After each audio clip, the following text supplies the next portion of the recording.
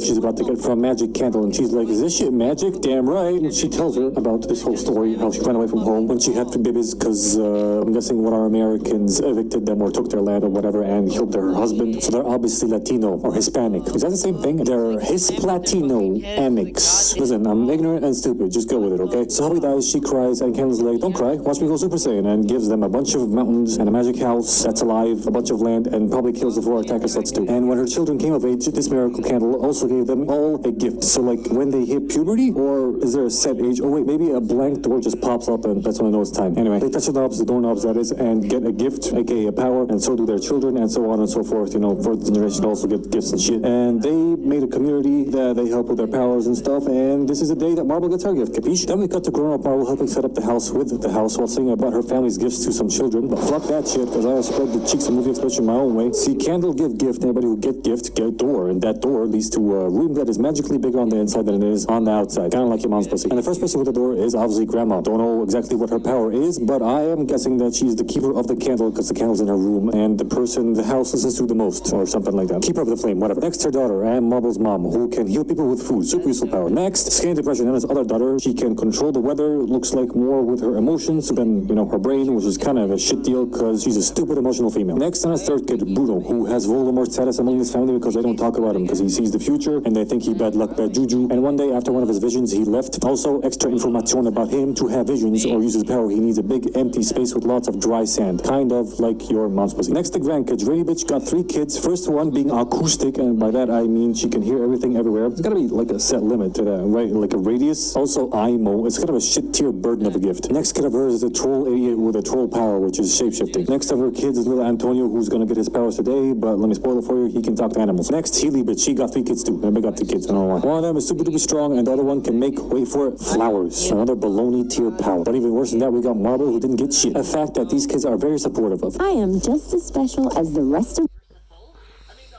my family. Alright guys, where do I drop the wagon? Maybe your gift is being in denial. I like that kid. She's going places. Now back to the movie. The song goes on, madrigals, blah, blah, blah. And I'm sure she's strong, but that bitch should collapse under its own weight if it's held like that. But whatever, maybe it's held together with magic bullshit too. They're all prepping for Antonia's gift receiving celebration with everyone harking on about how she didn't get a gift. Way to drive that point home, movie. And Anna's low-key, high-key being an asshole, like stay out the way, useless, giftless gringo. They can't find Antonio, so she goes into her normal plebeian room where she knows he is to give him a present to chill his nerves a bit because he's afraid that he won't get a gift like her. And she's like, don't worry, Holmes, you'll do fine. And as he has to go up the stairs to touch a candle and then the blank magical door to reveal his power, the pressure mounts and he asks her to hold his hand while he goes up there, which is odd because you're supposed to do it alone and shit. And as they walk together, she gets memories of her gift receiving ceremony or whatever, failing to launch with her door disappearing and the flame fluttering. He touches all the crap he needs to touch and immediately starts talking to a toucan that lands on his shoulder. They open the room and he has a mini jungle in it. They part hay and then is like, let's all take a picture. What year is this and why the fuck is the camera so goddamn old? Doesn't matter because they leave out Marble, whether that's on purpose or by mistake is unimportant because she starts singing a sad song about how she's so sad she has no powers and she's useless. I don't know why this bitch complaining though because she can clearly slow down time. Anyway, at the end of the song, their house gets cancer. She notices it vibrating and cracks all the way up to the candle window with the flame and the doors flickering. So she bursts into the party like, the house is in danger. It's got scoliosis, cracks all over the fucking walls, dog. They go out to see and find nothing and nobody believes her. And Nana's like, quit your bullshit and let's get zoinked, bitches. They go back to the party and that night she can't sleep because she's too busy overthinking about the flame and shit. So she climbs up to the roof, makes her way over to the candle. And I have no idea why she's doing this. Like, what's the big idea here, kid? You gonna pour some gasoline on that bitch? What's the plan? Whatever. Nana shows up like,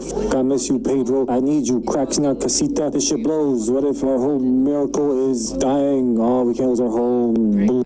So Marble takes it upon herself to save the miracle, and she suits up ready to go rescue it from the jaws of death when she realizes she has no idea what the hell she's doing, and she goes, wait a minute, fuck my doing? And she decides to go to the hero-it-all who's gotta know something about this losing the power stuff or losing the miracle stuff, and the next morning she tells her that the only person worried about this magic stuff is her and the rats in the wall, and her